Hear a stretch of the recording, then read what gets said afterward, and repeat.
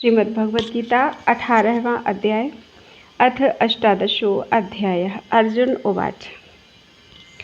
सन्न्यासस्य महाबाहो तत्त्वमिच्छामि वेदितुं त्यागस्य च हृषीकेश पृथक् केशिनिषूदन। हे अर्जुन बोले, हे महाबाहो, हे अंतर्यामिन, हे वासुदेव, मैं संन्यास और त्याग के तत्व को पृथक पृथक जानना चाहता हूँ। श्री भगवान उवाच। काम्यानां कर्मणां न्यासं संन्यासं कवयो विदुः सर्वकर्म फलत्यागं प्राहुस्त्यागं विचक्षणाः।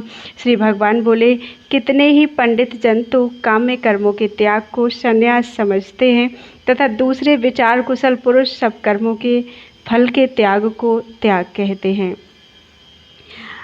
स्त्री, पुत्र और धन आदि प्रिय वस्तुओं की प्राप्ति के लिए तथा रोग संकट आदि की निवृत्ति के लिए जो यज्ञ, दान, तप और उपासना आदि कर्म किए जाते हैं उनका नाम काम्य कर्म है।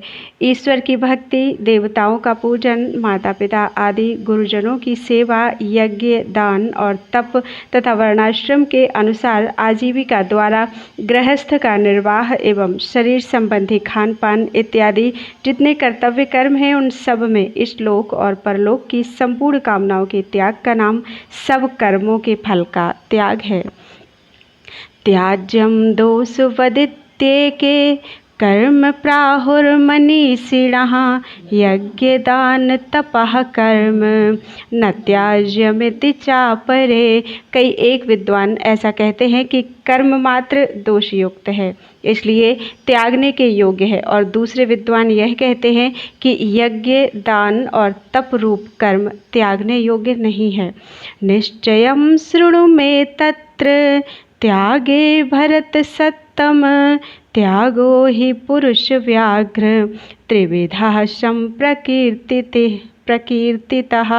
हे पुरुष श्रेष्ठ अर्जुन, संन्यास और त्याग इन दोनों में से पहले त्याग के विषय में तू मुझसे मेरा निश्चय सुन, क्योंकि त्याग सात्विक, राजस और तामस भेद से 3 प्रकार का कहा गया है। यज्ञ दान तपः कर्म न त्याज्यं कार्यमेव तत् यज्ञो दानं तपश्चैव पावनानि मनीषिणाम्। यज्ञ, दान और तप रूप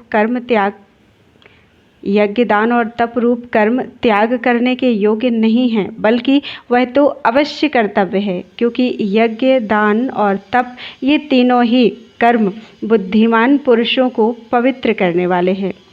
वह मनुष्य बुद्धिमान है जो फल और आसक्ति को त्याग कर केवल भगवद अर्थ कर्म करता है।